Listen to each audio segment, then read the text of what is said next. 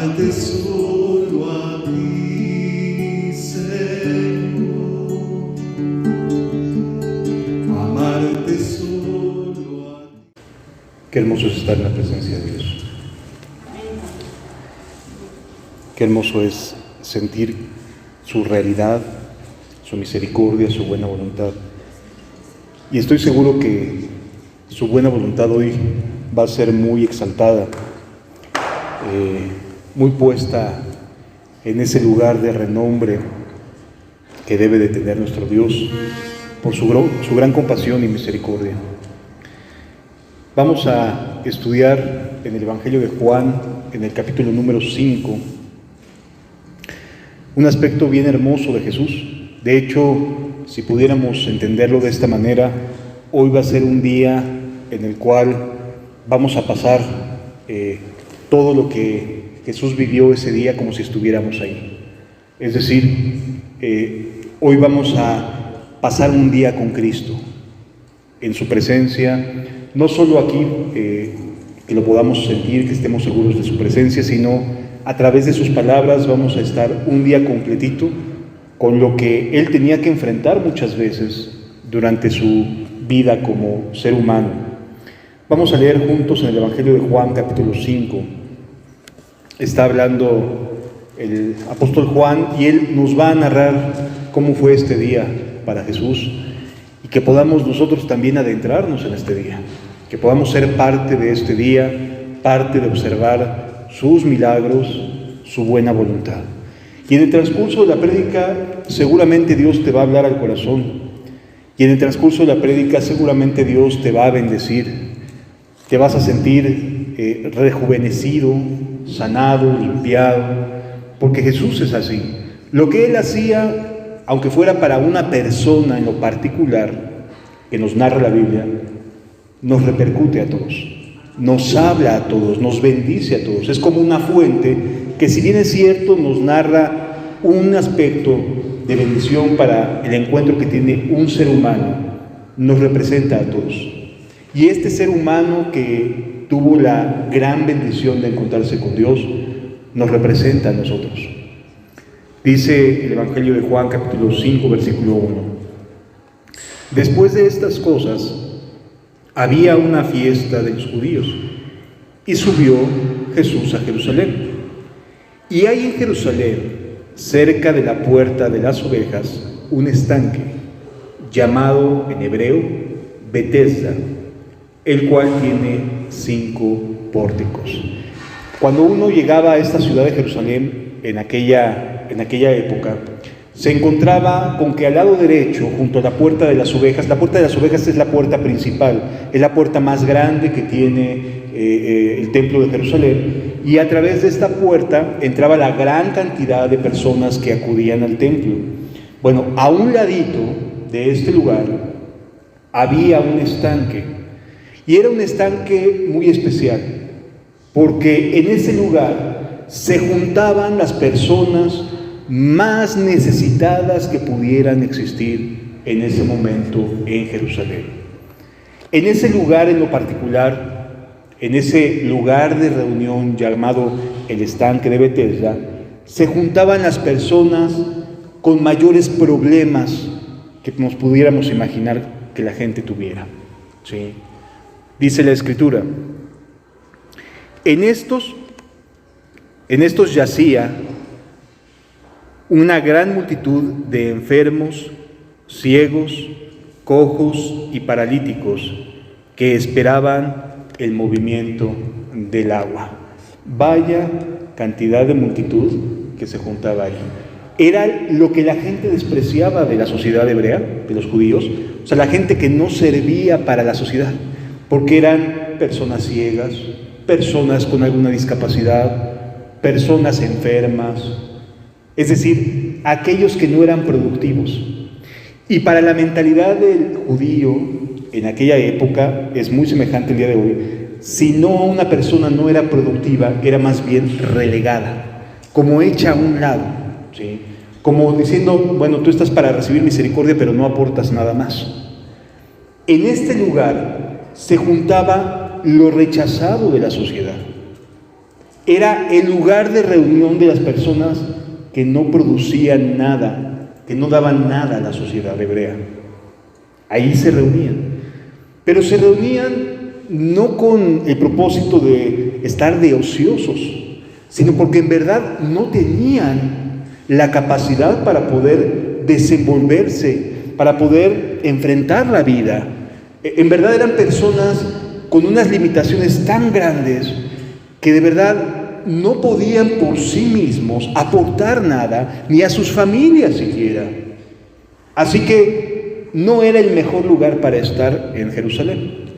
De hecho, ahí estaba lo más dañado, porque imagínate cómo trataban a las personas que estaban enfermas, como pecadores.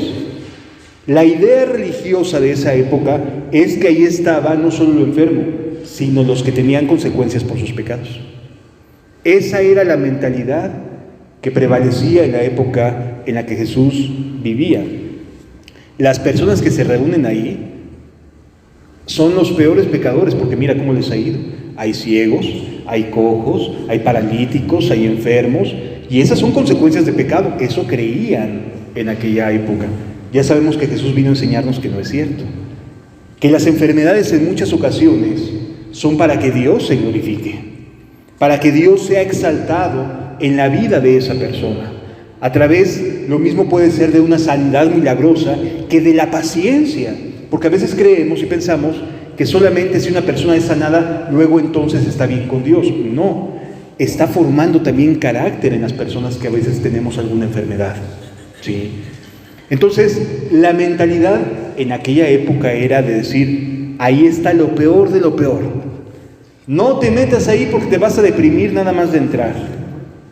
Eran el lugar de reunión de personas, como lo dice aquí, ciegos, cojos, enfermos y paralíticos. No eran los mejores. Así como hoy, nosotros estamos aquí, como dice la sociedad, es que ahí está lo peor de lo peor. Los que no pueden valerse por sí mismos, los que necesitan a Dios para poder sobrevivir, los que necesitan una religión y un montón de ideas para poder salir adelante. Ahí está lo más débil, los que no tienen carácter, los que no saben cómo poder enfrentar la vida. Ahí se reúnen. Bendito sea Dios, porque aquí llega Jesús. Sí, no estamos los mejores aquí, estamos los más necesitados. Y eso es una obra de su misericordia y de su buena voluntad.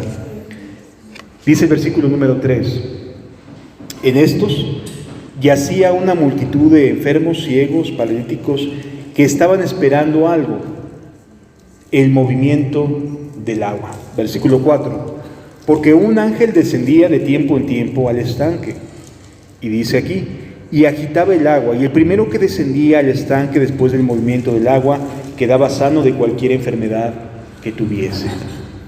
No se nos dice que tan de tiempo en tiempo. Y esto tiene su porqué. Porque entonces solamente los que en verdad quisieran ser sanados iban a estar ahí. Los que no tienen paciencia, los que dicen, pues ya ni modo, así soy, y pues ya, no le voy a hacer, no puedo hacer ninguna otra cosa. Esos se iban.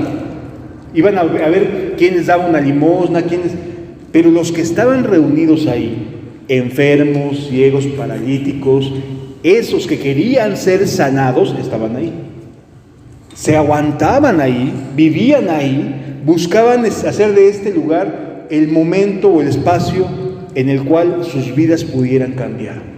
Porque no era fácil ser un ciego en aquella época. No había, en aquel momento, los perros eran animales inmundos y no había perros que nos sirvieran de guía. Así que no había más que una dependencia a otras personas que tuvieran caridad de las personas enfermas.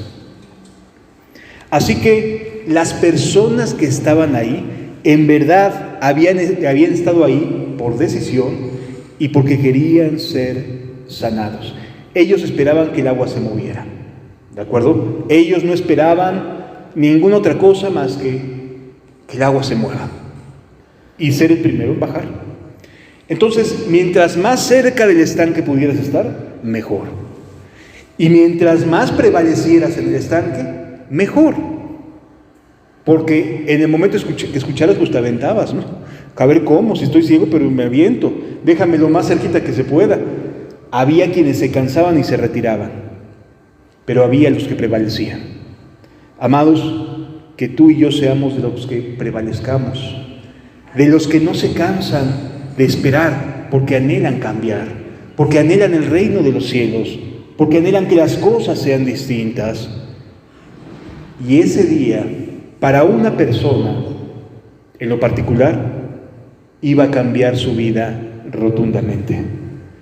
Y no por el movimiento del agua que de tiempo en tiempo iba a suceder, sino por la llegada de un Dios, de Dios hecho carne, de Jesucristo hombre, que llegó para ir directamente a una persona cuya condición, como yo leo las cosas, era la peor de todas.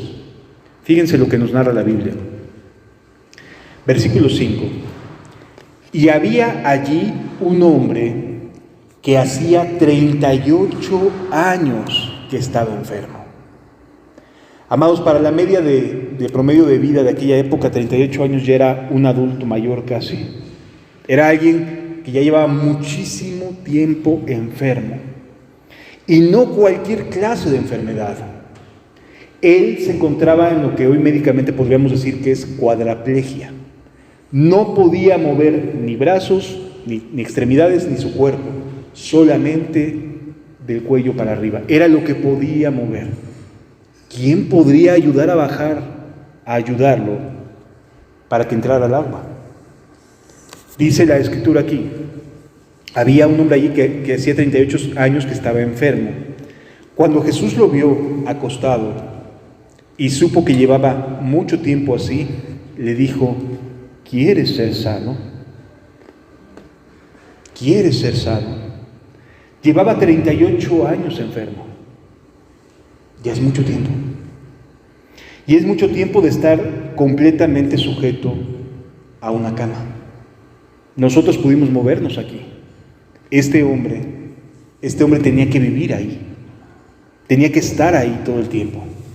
Pero tenía que enfrentar una frustración. No podía moverse en lo absoluto. La cuadraplegia tiene esta característica: nos imposibilita cualquier movimiento físico con excepción del cuello y la cabeza. Sí pueden hablar, lo vamos a ver, sí pueden hablar, pero no se pueden mover, están sujetos a estar tirados en cama.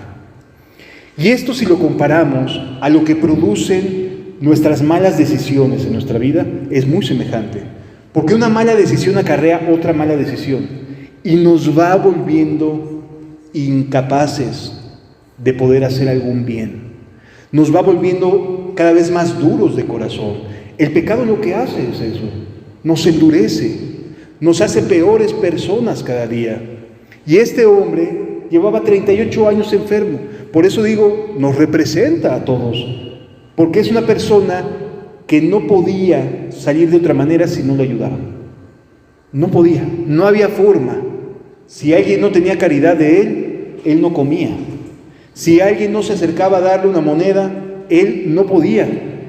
Pero más bien, ni siquiera podía comprar. Tenían que ir, pedirle el favor de: oye, por favor, venme a traer algo de comer. Es decir, había un estado de convalecencia tal que le era imposible moverse. El pecado produce eso en la vida de todos nosotros. Nos incapacita para sentir verdadero amor. Nos incapacita para poder amar a otros, porque siempre estamos como a la defensiva, ¿no? No me vayan a dañar, no me vayan a hacer esto. Oye, es que tú provocaste esto y esto y esto y aquello. Sí, pero fue porque me dañaron. Y empieza uno a buscar los porqués y los motivos, etcétera, en lugar de entender que estamos, como este hombre, incapacitados, siquiera para poder decir: me meto al agua cuando ésta se mueve. Continúa diciendo la Escritura que Jesús le hace una pregunta: ¿quieres ser sano? Llevaba 38 años así. Cualquiera diría: por supuesto que sí. Pero hay personas que, aunque están enfermas, no le contestan a Jesús así. A pesar de que tienen la necesidad, no le dicen: Señor, sálvame, rescata mi vida, porque estoy perdido, porque no puedo dar una, porque estoy bien en unos momentos y en otros estoy mal. Este hombre estaba completamente tirado. ¿quieres ser sano? Esa fue la pregunta de Jesús. Y vemos cómo le responde este varón. Señor, le respondió el enfermo, no tengo quien me meta en el estanque cuando se agita el agua. Es decir, no se podía valer por sí mismo. Un cojo, pues con toda su piernita lisiada puede avanzar de saltitos, ¿no? Agarrándose y demás, arrastrándose quizás para poder llegar al estanque. Una persona ciega, pues va palpando, ¿no? Tiene con qué defenderse. Pero este hombre estaba cuadraplégico. Dependía completamente de que alguien lo ayudara. ¡Ayúdenme! Cuando se escuchaba el sonido del agua, qué frustrante era decir, que no me vayan a ganar. Por favor, empújenme aunque sea al agua. Échenme aunque sea así. No se acerquen más si tienen miedo de que los vaya a contagiar de algo. Aviéntenme, pero métanme al agua. No había quien lo ayudara. Y cuando él lograba que alguien le ayudara, ya otro había descendido. Ya le habían ganado el cambio de vida. ¿Cómo quedaba este hombre? Híjole, otra vez me ganaron. Otra vez la frustración, la tristeza, el llanto. Yo me imagino a este hombre, lo único que podía hacer era llorar, porque ni siquiera se podía secar sus lágrimas. Estaba completamente derrotado, absolutamente triste y deprimido. Ese es el estado en el cual este hombre estaba. Nos parecemos mucho. Sí es cierto, nos podemos mover, pero internamente podemos estar tan lisiados como él, tan emproblemados como lo está él. Dice la Escritura, y en tanto que yo voy, otro desciende antes que yo. Por supuesto que necesitaba ayuda, ¿no? Desde luego que sí. Y entonces al darse cuenta Jesús de que no había respondido su pregunta, porque finalmente la pregunta era, ¿quieres ser sano? Sí o no. Y el hombre le dice todo lo que tiene que tratar de hacer para meterse al agua. Y entonces Jesús le contesta. Jesús le dijo, levántate, toma tu lecho y anda. Cuando una persona escucha que puede hacer lo que nunca ha podido hacer durante 38 años, el primer pensamiento que viene es, pues, ¿cómo que por qué? O sea, ¿cómo puedo saber que en verdad me puedo levantar? Y genera duda. Pero la voz de Jesús le brindó seguridad. Y esto es algo que es muy distinto a lo que muchas veces nos pueden promover en las iglesias o a lo mejor en el médico, ¿no? Muchas veces enfrentamos enfermedades que nos dice el médico, pues mira, puedes hacer esto y aquello, o puedes tomar tal o cual medicamento y vas a estar bien. Y esa voz de confianza pues te genera cierta seguridad y bueno, vamos a tomar el medicamento, vamos a comprar esto y aquello y ya, a ver si es chicle y pega, ¿no? A ver si resulta. Jesús solamente le dijo, levántate. Se lo está diciendo a una persona que no se ha levantado en 38 años. Ahora, ¿tú crees que no había intentado moverse en esos 38 años? Quería llegar al agua, así que moverse sí tenía ganas de moverse. No era alguien que estuviera ocioso, estaba totalmente esclavizado o incapacitado de poderse mover. Pues bien, así está la persona que necesita salvación, incapaz de moverse, no físicamente, sino desde el punto de vista espiritual. No puede moverse por sí mismo. Había ciegos, había cojos y había personas de distinta índole, pero en lo particular esta persona nunca había recibido ese aliento o esa seguridad que Jesús le brindó de levántate, levántate, a una persona que 38 años había estado postrada. Qué difícil, ¿no? Levántate y luego le dice, toma tu lecho. Eso que has estado usando durante 38 años y que te ha mantenido como un esclavo de estar postrado ahí en tu cama, levántate, toma tu lecho y camina. Yo ni me ha de acordar, ¿no? A lo mejor podría haber dicho, ni me acuerdo cómo se siente caminar. Son 38 años. Pero ¿qué hace este hombre? Fíjense lo que dice, versículo 9. Y al instante, aquel hombre fue sanado. Yo no sé qué es lo que haya sentido este hombre, pero una cosa sí estoy seguro: tuvo la fe para levantarse en ese momento. Probablemente comenzó a sentir algo que no había sentido en 38 años de fuerza en sus piernas. Probablemente en sus manos empezó a sentir algo que en 38 años no había sentido: flexibilidad. Estaba empezando a regresar la sensibilidad en su cuerpo, y entonces empezó a sentir que estaba acostado, porque una persona que tiene cuadraplegia no siente nada. O sea, no es que solamente no pueda.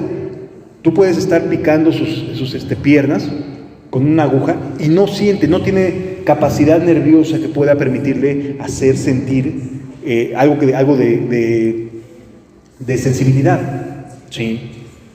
Es una persona que seguramente en ese instante algo sucedió y comenzó a sentir lo que no había sentido en 38 años: fuerza en sus piernas, flexibilidad en sus dedos, en sus manos.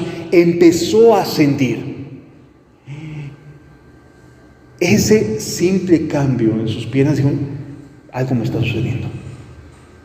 Y entonces dice la Biblia: y al instante aquel hombre fue sanado, y tomó su lecho y anduvo. O sea, se levantó porque sintió la fuerza que regresó a su cuerpo, porque sintió que las palabras de Jesús no solo penetraron su corazón, sino que se expandían por todo su organismo, y empezó a sentir. Empezó a mover sus hombros, empezó a mover sus manos, empezó a mover sus pies, empezó a mover sus piernas. Todo comenzó a funcionar de manera normal. Jesús lo estaba sanando. Jesús le había dicho: levántate, toma tu lecho y anda. Y amado, cuando Jesús nos dice a uno como pecador: levántate, levántate, es porque podemos. Es porque Él lo está diciendo y no se va a equivocar. No es mentiroso Jesús. No es una falsa esperanza. Jesús te dice: levántate de tu pecado. Levántate de esa manera en la que vives. Levántate de esa forma de vida que llevas, de ese estilo de vida que has vivido durante cuántos años has estado esclavizado. Levántate. Cuando Jesús es el que te lo dice, tú vas a sentir que sí puedes hacerlo. Te viene una seguridad tan maravillosa, tan hermosa, que solo proviene de Él. Una fe para hacerlo increíble. Él solamente dijo: levántate, toma tu lecho y anda. Amado, cuando tú estás enfrentando las consecuencias de tus pecados, de tu esclavitud, de esa manera en la cual estuvimos viviendo durante mucho tiempo, lo único que necesitamos es: Señor, dame esa seguridad que tú me estás diciendo a mí, levántate. Y entonces voy a confiar en que tú me estás diciendo que sí puedo vencer, que no necesito seguir viviendo como hasta ahorita, que sí hay cambios, que sí se puede ser una nueva criatura, una nueva persona, que no se trata de una religión X, se trata de tus palabras entrando a mi vida y buscando restaurar mi corazón. Eso vale oro. Esas palabras son por las cuales el Espíritu de Dios te dice: ya llegó el tiempo de tu salvación, ya llegó el tiempo de volver a empezar, llegó el tiempo de redimirte. Esas palabras entran en el corazón y dices: sí lo creo, te lo creo, Señor. Y entonces, con esfuerzo, por supuesto que tuvo esfuerzo, pero ya tenía sensibilidad, comenzó a levantarse y a caminar. Amado, estar aquí es una muestra de su buena voluntad. Que hoy nos haya permitido llegar es una muestra de que nos quiere levantar. La pregunta es, ¿le vamos a creer o no? ¿O saldremos de aquí como un día más, otro día X en nuestras vidas? ¿O saldremos caminando después de haber sido lisiados durante tanto tiempo, paralíticos durante tanto tiempo? ¿Cómo vamos a salir de aquí? Porque las palabras de Jesús son: levántate, toma tu lecho y anda. Y eso es lo que nos quiere decir. Eso es lo que son las buenas nuevas que nos quiere transmitir. Levántate, toma tu lecho y anda. ¿Qué estás esperando? Ya llegó el momento de cambiar. Ya llegó el momento de volver a empezar. Tiempo ha pasado de haber hecho lo malo. Ahora es tiempo de volver a iniciar una vida. Y si podemos darnos cuenta, lo necesitamos. Necesitamos ese cambio de vida. Tú lo necesitas. Aquí la pregunta es si le crees o no. Ahí sí ya no es cuestión mía. Uno puede tratar de transmitir esta verdad maravillosa de la mejor manera posible, como si estuviéramos ahí y sabiendo que Él nos lo está invitando a nosotros, nos lo está diciendo a nosotros, pero es algo que tú sabes si quieres ser sanado o no. No tienes que decir: es que yo ya no puedo, yo lo he tratado muchas veces de hacer. No te has encontrado con Cristo. Cuando te encuentres con Él, Él transforma en serio. Transforma en serio. Ahora, la pregunta es: ¿quieres ser sano? ¿O quieres nada más salir un poquito más limpio? Tratar de ver: Señor, pues es que nadie me ayuda. Oye, Jesús te está invitando a aquello que has querido siempre, volver a empezar. ¿Cuántas veces no hemos escuchado a compañeros, amigos, al trabajo, etcétera, decir: es que si yo tuviera una nueva oportunidad, no haría esto, no haría aquello? Y uno dice: bueno, si tuviera una máquina del tiempo, regresaría. Amados, no necesitamos una máquina del tiempo. Necesitamos creerle a Dios y volver a empezar. Eso es lo maravilloso de nuestro Dios. Continúa diciendo la Escritura: entonces los judíos, el hombre sale de este lugar de Betesda y sucede algo. Fíjense, los judíos dijeron a aquel hombre que había sido sanado: es día de reposo, no te es lícito llevar tu lecho. Lo regañaron. O sea, había estado 38 años postrado en su cama. Nadie había hecho lo que Jesús hizo por él. Pero eso sí, los fariseos se levantan como si fueran jueces de los demás. ¿Qué haces? ¿Qué te pasa? ¿Por qué estás haciendo lo que no es lícito hacer? Y es que así actúan los fariseos, así actúa la gente religiosa, la gente que está nada más mirando porque se siente superior. A ver en qué te equivocas o a ver qué haces mal. Y le dicen a este hombre, 38 años postrado y acaba de recibir el mayor regalo de su vida: ¿qué haces? Estás pecando contra Dios. Aquel que me sanó, cosa que ninguno de ustedes religiosos se han hecho, aquel que me limpió, que me hizo nueva persona, que me está reintegrando a la sociedad, Él me dijo: levántate, toma tu lecho y anda. ¿A quién le voy a creer más? ¿A lo que me predicas? ¿A lo que quieres tratar de ser muy incisivo conmigo? ¿O a aquel que me amó y me lavó y me limpió? ¿A quién le voy a creer más?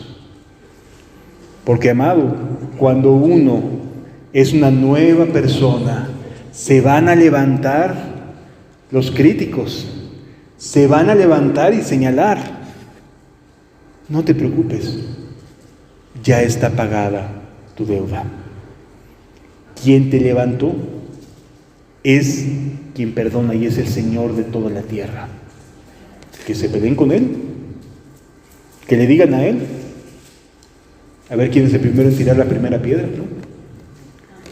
Continúa diciendo la Escritura: Él les respondió: el que me sanó. Y esto es lo que debemos que responder a todo mundo: perdón, pero el que me sanó O sea, aquel que sí se ocupó de mi vida para rescatarme de la amargura, de la tristeza, de la ansiedad, de todo ese estado emocional que traía. El que me sanó, me dijo. Él me dijo, toma tu lecho y anda. Y entonces, a ver, dime algo cuando he cambiado. Cuando mi vida es una nueva vida. El que me sanó me dijo, toma tu lecho y anda. No existe mayor manera de poder decirle al mundo entero a quién seguimos ahora, sino diciéndoles el que me sanó, el que hizo el bien que ninguna persona había hecho. Ninguna medicina había podido librarme de la depresión. Jesús vino y lo hizo. Cuando te encuentras con Jesús, nadie podía venir y decirme, oye, ¿por qué sigues de ansioso? Cuando Jesús te encuentra y te quita la ansiedad, te da su paz, te da su tranquilidad, dejas de estar todo angustiado, porque la angustia y las enfermedades emocionales en muy buena medida son a causa de nuestras malas decisiones, de que estamos pensando mal, de que estamos meditando maldad en la cama quizás, y eso angustia, por supuesto que sí, porque la conciencia está despierta. Pero amados, la misericordia de Dios, cuando te encuentras con ella, te transforma, te hace nueva persona, y entonces puedes decirle al mundo entero, el que me sanó, el que me sanó. A mí nadie me dijo, oye, yo te ayudo, te extiendo la mano. El que me sanó, que es Dios hecho carne, Él me dijo, toma tu lecho y anda, ponte a caminar con tu lecho. Continúa diciendo la Escritura. Entonces le preguntaron, ¿quién es el que te dijo, toma tu lecho y anda? Fíjense la mentalidad del crítico, del fariseo. No se emocionan por haber visto la sanidad, sino porque, está rompiendo el día de reposo. Oye, me sanó, me hizo nueva persona, me dio su paz, me dio su amor, su misericordia. ¿Que no te das cuenta? No, estás rompiendo el día de reposo. Así se ponen bravos. Estás haciendo esto mal. Oye, me sanó. Soy una nueva persona. Pero estás haciendo algo que no es lícito. Me lo dijo aquel que me sanó, que le agarra mi lecho y ande. Entonces, aquí vemos la mentalidad del fariseo. ¿Quién te dijo que hicieras esto? ¿Quién te dijo que rompieras? ¿Quién te enseñó así?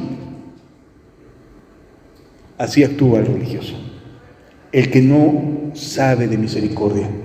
Porque, amado, hoy en día puede haber lugares en los que te prediquen cosas verdaderas de la Biblia, de la palabra de Dios. Pero sin misericordia no hay cambios. Porque con misericordia y verdad se corrige el pecado. Con las dos cosas, con las dos verdades. No solamente con verdad, sino con misericordia. Cómo haces las cosas, cómo enseñas las cosas. Si tú mismo has experimentado esa misericordia, vas a enseñar con misericordia. Pero si tu vida es una vida religiosa, no vas a usar de misericordia, porque no la conoces. Vas a estar bueno para poder señalar, pero no vas a saber acerca de misericordia. Dios en su bondad, aquí están enseñándonos este contraste. Por un lado Jesús te dice, yo te ayudo, levántate, toma tu lecho y anda. Y por el otro diciendo, ¿por qué estás tomando tu lecho y estás caminando? Ese es el contraste, la religión por un lado y por el otro lado el amor de Cristo. Es maravilloso nuestro Dios, porque Dios no se anda con rodeos. La religión no cambia, el que cambia es Jesucristo. Él es el que cambia. Versículo número 12. Le preguntaron, ¿quién es el que te dijo, toma tu lecho y anda? Y el que había sido sanado no sabía quién fuese. Y el que había sido sanado no sabía quién fuese, porque Jesús se había apartado de la gente que estaba en aquel lugar. O sea, de momento voltea y no lo ve. O sea, no ve a Jesús en medio de aquel lugar. Continúa diciendo la Biblia. Después, ya, dejan al que había sido enfermo, ya lo dejan, pero después se lo vuelven a encontrar. Dice, después le halló Jesús en el templo. y le dijo: mira, has sido sanado, no peques más para que no te venga alguna cosa peor. Y esto es bien importante aprenderlo, más. No peques más para que no te venga alguna cosa peor. Es una constante enseñanza de Cristo a quienes Él sanaba, sobre quienes Él sanaba. ¿Por qué?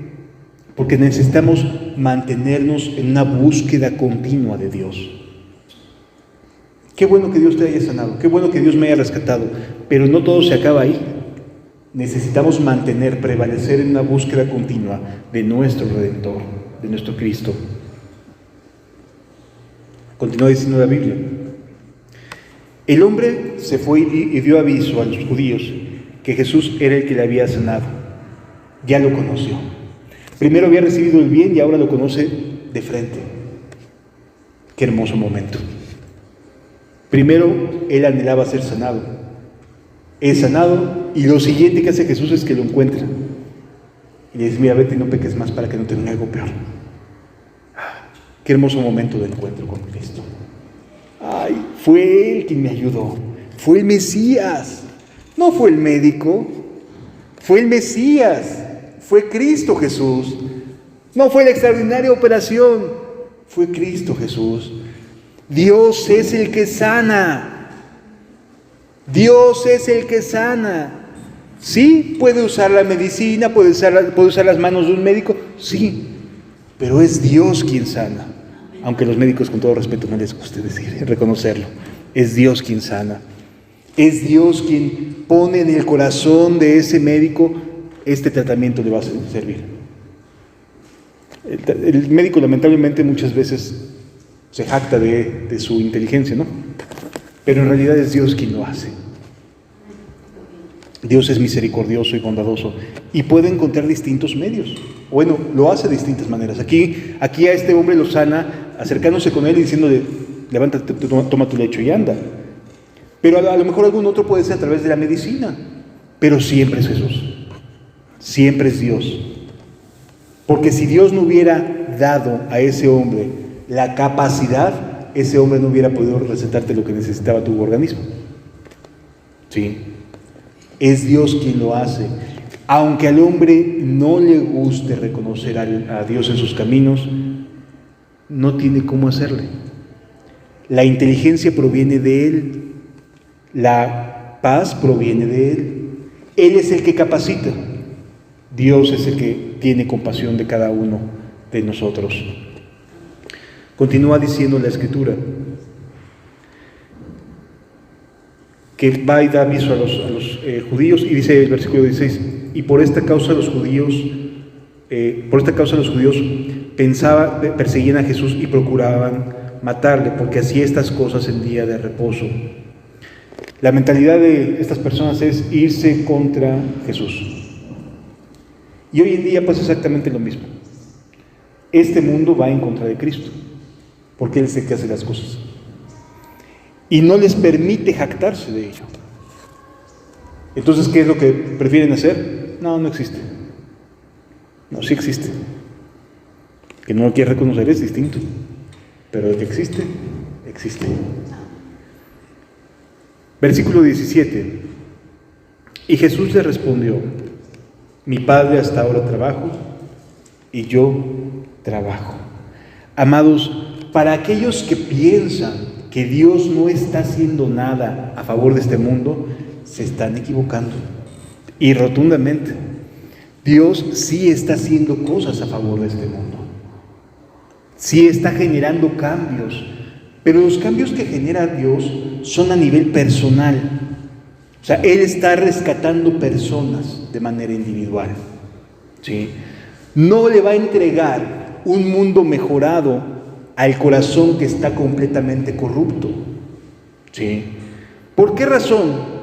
Y esta es una pregunta muy interesante. ¿Por qué razón Dios permite el mal? Para demostrarnos lo que hacemos con nuestra vida, si no está Él. Es decir, ahí tienes, ese es el mundo sin Dios. Esa es tu vida sin Dios. Eso es lo que estás haciendo sin su presencia. Esa es la manera en que estás actuando sin su buena voluntad en tu vida. Ese es el mundo sin Dios. Todo lo que ha generado este mundo de maldad es sin Dios.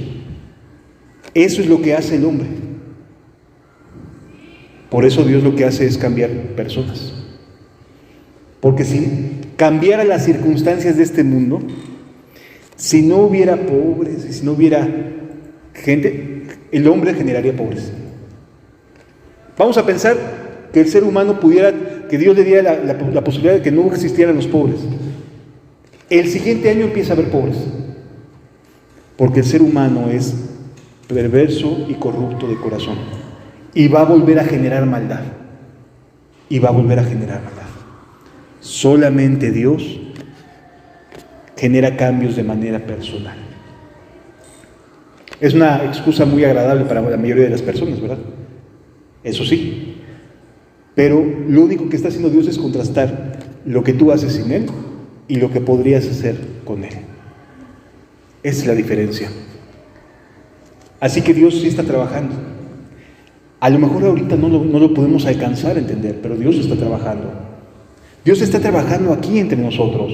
Nos está transformando, nos está dando corazones distintos, nos está capacitando para poder hacer el bien a los demás.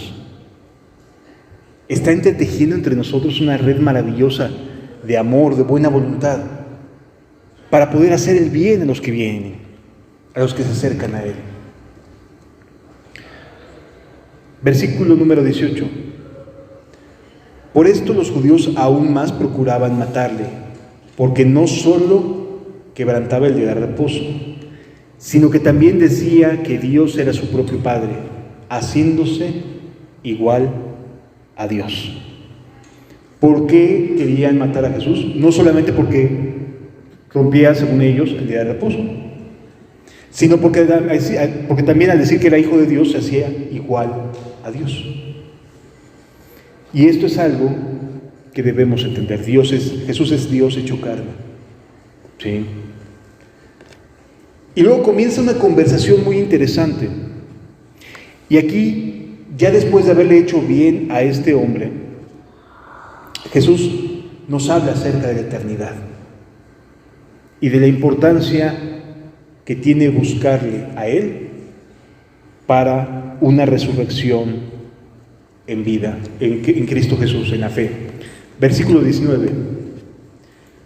Respondió Jesús y les dijo: de cierto os digo, no puede el Hijo hacer nada por sí mismo, sino lo que ve hacer del Padre, porque todo lo que el Padre hace, también lo hace el Hijo.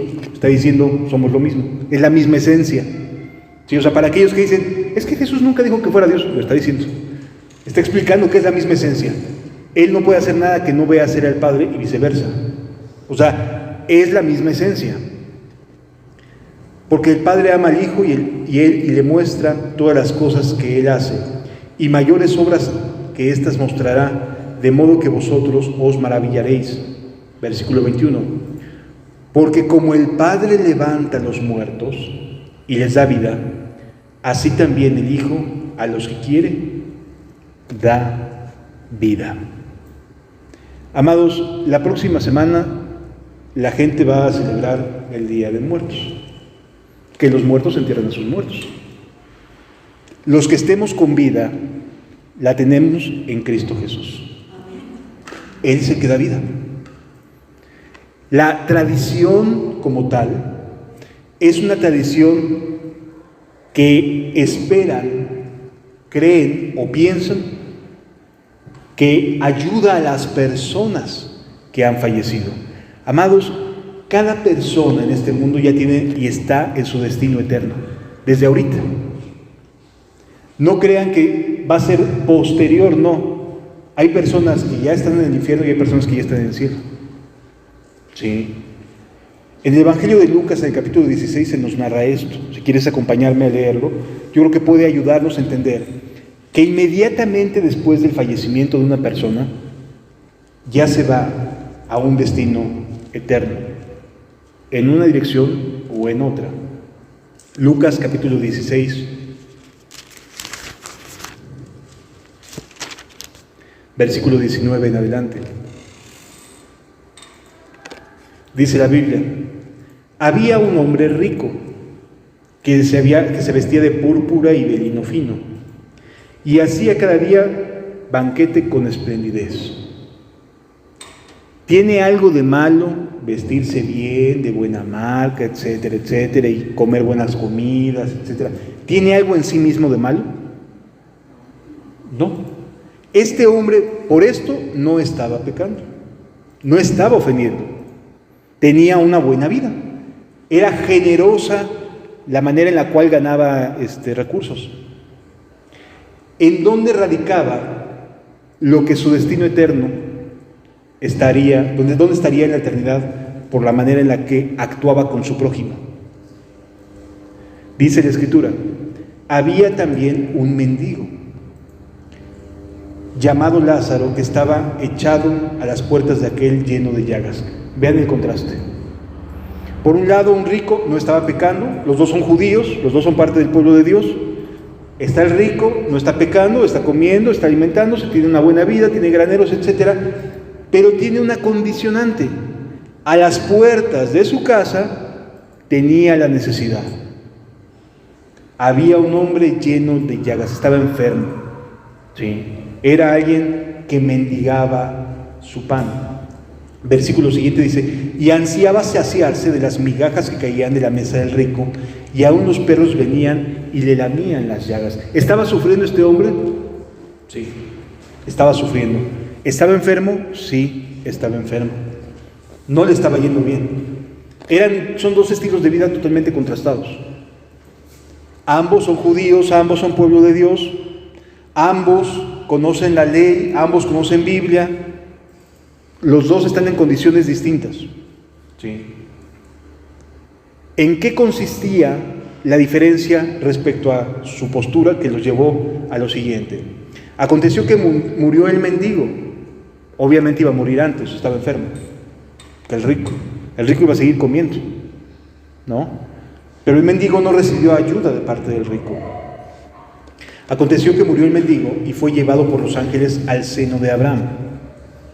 El seno de Abraham es el destino inmediato de aquellos que mueren en Dios. Fueron los propios ángeles los que llegaron por Lázaro y se lo llevaron a descansar, a consolarlo, a decirle ya todo está bien. Sí. Inmediatamente después de su muerte. No hay un limbo, no hay un purgatorio, no hay un lugar donde poder pagar penas para después saltar al cielo. No, este es el destino inmediato después de la muerte. Dice también la Escritura, y murió también el rico y fue sepultado. Ahí no llegaron ángeles por él. ¿Había pecado el rico? Pues parecía que no, ¿verdad? Lo único que tenía de vida escandalosa es que pues, tenía feria en la bolsa. Le iba bien, tenía su trabajito, etcétera, le ganaba bien. Pero nada más. No hacía nada a favor de nadie con lo que tenía. Dios le había dado su riqueza, y ahorita lo vamos a ver en el reproche que le hace Abraham al rico. Fíjense lo que dice. Y en el Hades alzó los ojos inmediatamente después de su muerte. Inmediatamente después de su muerte. Amados, las personas que han fallecido ya están en sus destinos eternos. Ya lo están. Nada de toda esta parafernalia del Día de Muertos y Halloween sirve para nada. No tiene ningún tipo de poder, no hace nada más que hacerle gastar el dinero a las personas. No sirve de nada. Ya las personas están en sus destinos eternos, los que han fallecido. Los que vamos para allá, estamos aquí por la misericordia de Dios para saber cómo llegar al seno de Abraham. Sí. Y en el Hades alzó sus ojos estando en tormentos. No era el purgatorio. Estando en tormentos. Y vio de lejos a Abraham y a Lázaro en su seno. De lejos. O sea, él estaba en tormentos, pero alcanza a ver hacia lo lejos que está Lázaro. Sí lo reconoció, ¿verdad? Sí sabía que era el mendigo que se ponía a las puertas. O sea, que él pasaba por ahí y no hacía nada por él. Esa es la diferencia. ¿Puede este hombre no estar en pecados escandalosos? Pero el simple hecho de guardar su mano para hacer un bien cuando puede hacerlo, es suficiente para que fuera tomado por perverso. Eso fue suficiente. No hacer ningún bien con lo que se tiene es suficiente para generar maldad en el corazón. Y por lo tanto, un destino eterno que a nadie le agrada o le agradaría. Sí. Entonces, entendamos, sí sabía quién era Lázaro, sí sabía que estaba ahí en la puerta, sí lo reconoce, pero también reconoce a Abraham, por eso sabemos que era judío. Y además le dice, entonces él dando voces dijo, Padre Abraham. Él se creía que debía estar del otro lado. Nomás lo que hizo fue gastar su dinero en lo que él quiso ya, no había pecado. Padre Abraham, ten misericordia de mí y envía a Lázaro para que moje la punta de su dedo en agua y refresque mi lengua, porque estoy atormentado en esta llama. Amado, los muertos están en su destino eterno ya. ¿Pero qué no va a haber un día de juicio, hermano? Sí, habrá un día del gran juicio del trono blanco. Pero ahí nada más será para ratificar, para que seas expuesto, si no te arrepientes y te vuelves a Dios de todo corazón. Ahí va a pasar todo lo que has hecho mal en tu vida, de manera pública. Es decir, ahí se va a demostrar por qué Dios te mandó donde te mandó. Eso es todo. Ahí se va a demostrar por qué Dios dejó que estuvieras en el Hades. Ahí está el destino eterno. Ese día del gran juicio blanco es como la sentencia final de la sentencia que ya estás viviendo. No sé si lo sepas, pero los procesos judiciales así son. Sí. Primero es, ¿sabes qué? Tú ya estás en la cárcel porque eres culpable. Pero a veces la sentencia final tarda. Sí, o sea, ya está la gente encarcelada, ya la gente está en los reclusorios esperando su sentencia. Así estaba el rico. Ya estaba en el lugar que le correspondía estar por su mala actitud con su prójimo. Y nada más el gran juicio del trono blanco es para la sentencia total. Es para que Dios te demuestre por qué estás sufriendo lo que estás sufriendo. ¿Por qué no te arrepentiste? Pero el destino eterno ya estaba ahí. Por esa razón Jesús le puede decir al que estaba crucificado a un lado, de cierto te digo que hoy estarás conmigo en el paraíso. Hoy. O sea, moriría en ese día y ese día estaría en el paraíso con Jesús. La muerte no te libra, no te manda a un lugar para más o menos sobrellevarla, No. Es el Hades o el seno de Abraham. O sea, el infierno o el cielo. Son los dos lugares. Ya desde ahí, la persona que muere está en la eternidad. De nada sirve poner pancitos. De nada sirve poner gelatinas, ponerle molito y ponerle no sé qué, veladoras, etc. No sirve para nada. Es mera tradición. No funciona, no sirve, no tiene ningún poder. Eso es importante poderlo comprender. Continúa diciendo la Escritura. Versículo 25. Pero Abraham le dijo, hijo, sí fuiste hijo, acuérdate, trae a tu mente que recibiste tus vidas en vida. O sea, Dios te dio. Dios fue generoso contigo, en contraste con muchas otras personas a las que Dios les permite pasar por momentos de pobreza.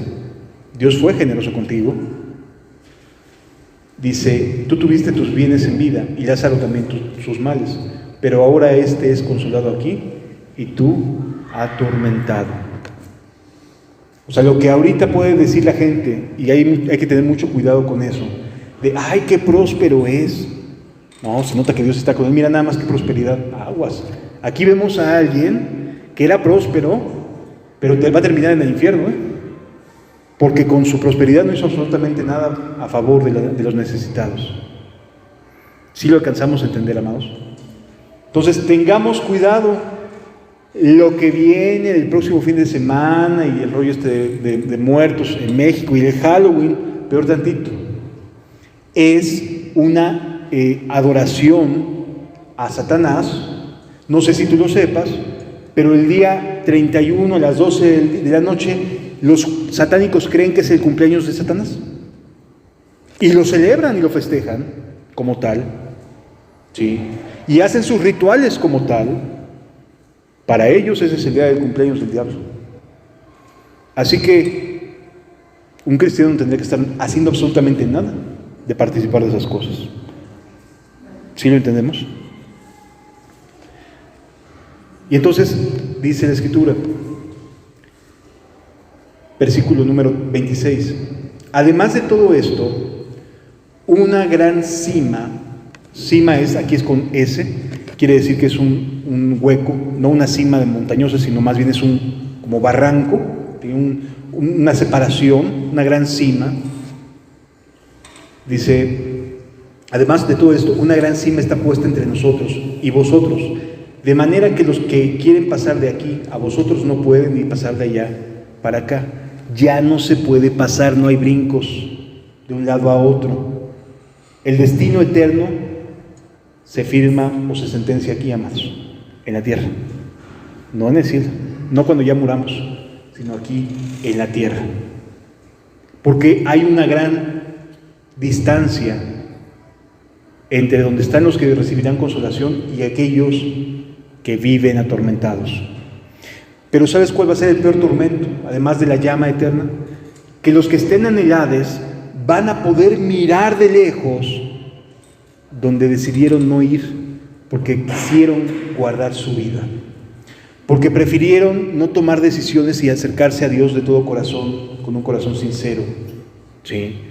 Van a poder ver, oye, yo pude haber estado allí, pero decidí no estar porque guardé mi vida, porque así estaba el rico, porque no hice bien a mi prójimo, porque así estaba el rico, porque no hice nada por el enfermo, porque así estaba el rico.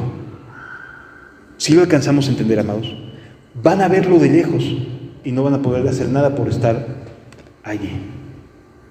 ¿Qué mayor tormento que haber recibido la oportunidad y haberle dicho no a la oportunidad que Dios tiene para tu vida? ¿Qué mayor tormento va a ser que te haya agarrado la muerte antes de lo que tú esperabas y no llegaste? No te dio tiempo. Mejor es hoy volverse a Dios con todo el corazón, con todo el alma y con todas las fuerzas. ¿Sí? Este hombre que venimos hablando, el paralítico, recibió esa bendición y se encontró con el Señor.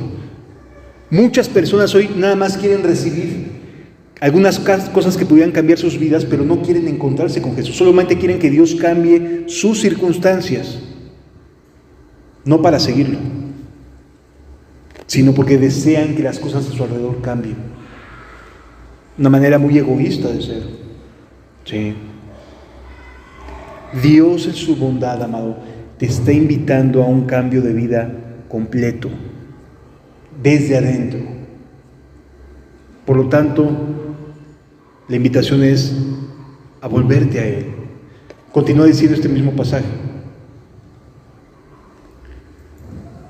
Entonces le dijo, te ruego pues, Padre, que le envíes a la casa de mi padre, porque tengo 5 hermanos. ¿Sabes que los que están ahorita en el infierno de veras están arrepentidos? De verdad. Y quisieran que los que estamos vivos tuvieran la oportunidad que ellos despreciaron. Los que están ahorita en el infierno quisieran, si pudieran decírtelo, por favor, no desprecies la oportunidad que Dios te está dando. Por favor, no lo hagas. En serio, es terrible estar aquí. Es terrible estar aquí. No desprecies la oportunidad. No llegues aquí. No te quiero ver aquí. Porque él tenía en la casa de su padre varios hermanos. Mira lo que dice. Pero Abraham le dijo,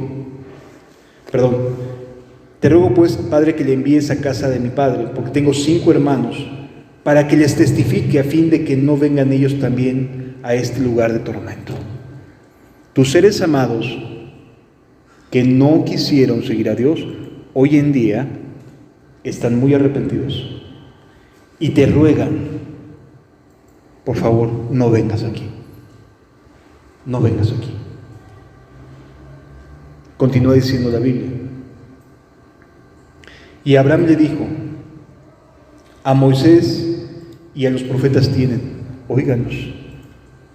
O sea, tenemos Biblia, estamos aquí hoy, oigamos para no acabar en ese destino eterno. Entonces dijo, no, padre Abraham, pero si alguno fuera de entre los muertos se arrepentiría. O sea, si realmente pudieran venir de entre los muertos, la gente sí se arrepentiría. Por eso todo eso es un ritual que no sirve para nada, que es mentira. Los muertos no regresan. Dios no permite que regresen. Mas Abraham le dijo, si no oyen a Moisés y a los profetas, tampoco se persuadirán, aunque alguno se levantare de los muertos. Si no te arrepientes, si no te vuelves a Dios, por su amor, por su misericordia, por lo que vemos que hace con este parapléjico, cuánto lo amó, cuánto lo buscó, si eso no enternece tu corazón para cambiar, no hay una persona que venga de la tumba que te pueda hacer cambiar de opinión. Mira, los judíos vieron resucitar a Lázaro y como quiera mataron a Jesús. Cuando el corazón está mal, cuando el corazón de verdad no se sensibiliza, no hay nada ni nadie que pueda hacer que tu corazón cambie. Dios tendrá que tratar contigo y a veces no te va a gustar, porque si tú endureces tu postura, te va a pasar lo que a Faraón: 10 plagas para que dejara salir a su pueblo. ¿Cuántas cosas no vas a sufrir por no querer doblarte delante de tu Señor? Porque Dios es Dios y lo va a seguir siendo. Vamos a cerrar nuestros ojos y agradecerle a Dios esta oportunidad. Entender que nosotros somos ese paralítico, nosotros somos esa persona que ha estado más de 38 años, quizás 38 años, enfermo por causa del pecado. Y por supuesto, pídele, no solo que sea sanado, sino que Dios te resucite, que te dé vida, porque todos compareceremos ante el tribunal de Cristo. Señor Jesús, Señor Jesús, ven, Señor Jesús, Señor Jesús, queremos ver tu gloria brillar en la iglesia. Hazte real, Señor, para aquellos que dudan. Hazte verdadero, por favor, Señor.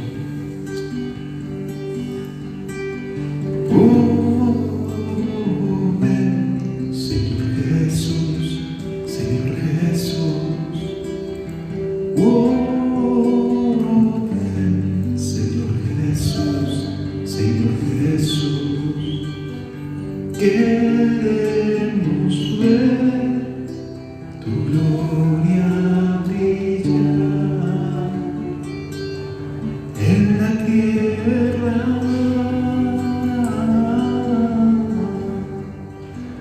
Pasa por este estanque de Bethesda, Señor, por favor. Pasa por nosotros. No a los hombres, Señor Jesús, sino a tu nombre, Señor Jesús. Sea la gloria por tu vida.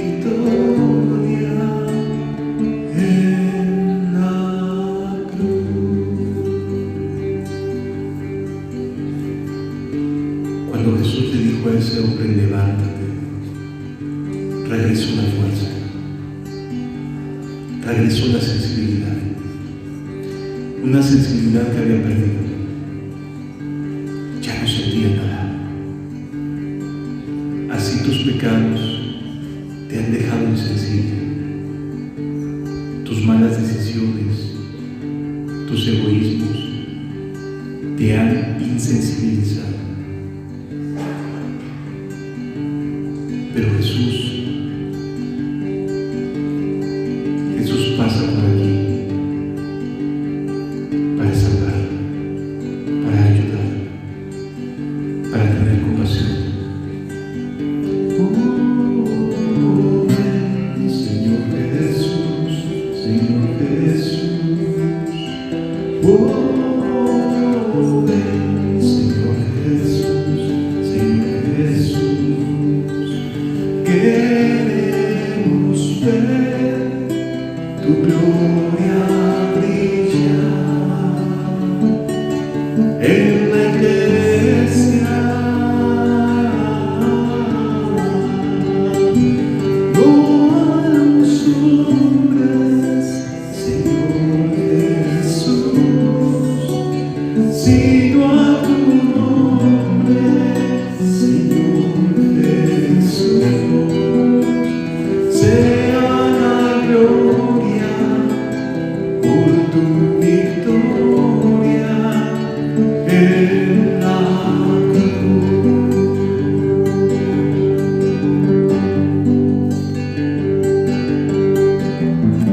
Es tiempo de volver a empezar.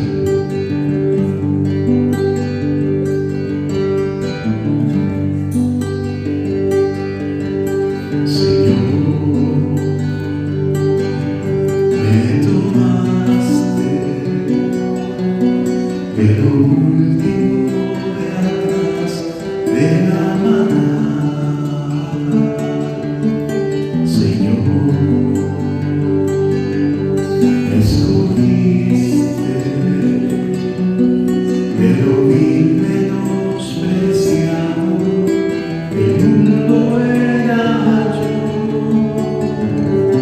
Tomaste un cuerpo, te hiciste hombre y me enseñaste a caminar. Diste tu vida, en la cruz moriste por mí. Me tomaste, me limpiaste para ti. Me apartaste para ti.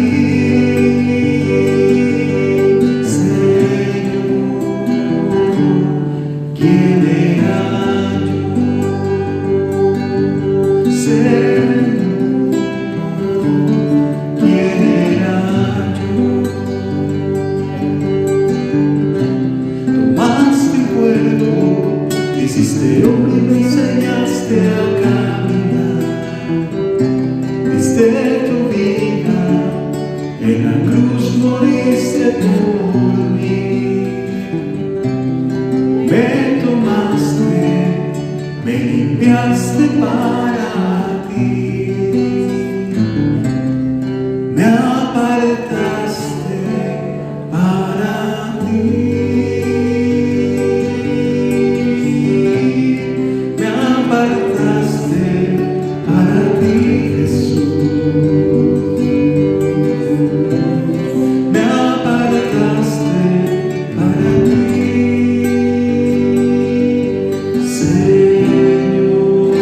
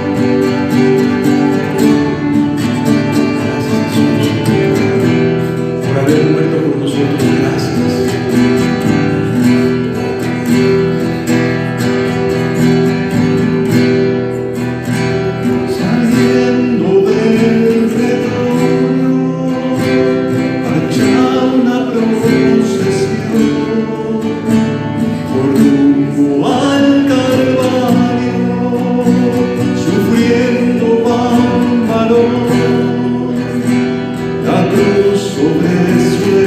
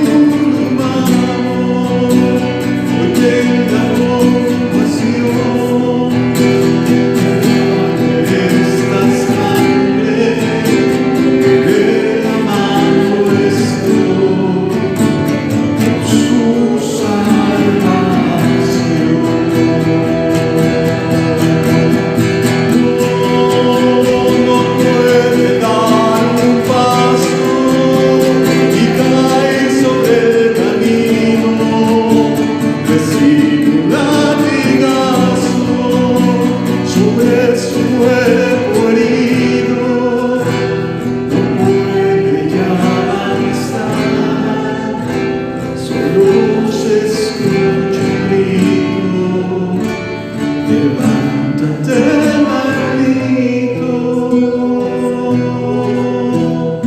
No, no puede ser maldito aquel que en su luz exclama solo un grito: perdónale, Señor, perdónale sus faltas, no mires su actuación, de ellos ten compasión,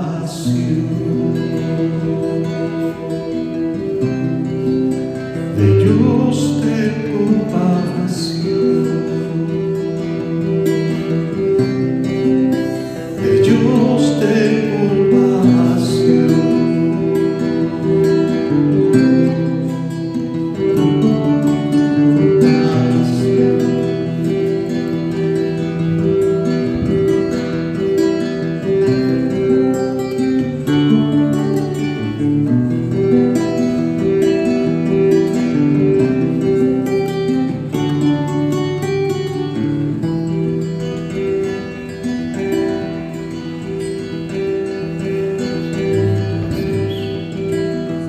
Solo tú sabes,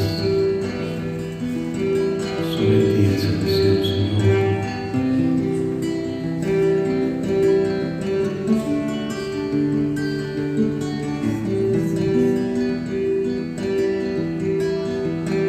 Gracias, Jesús, gracias.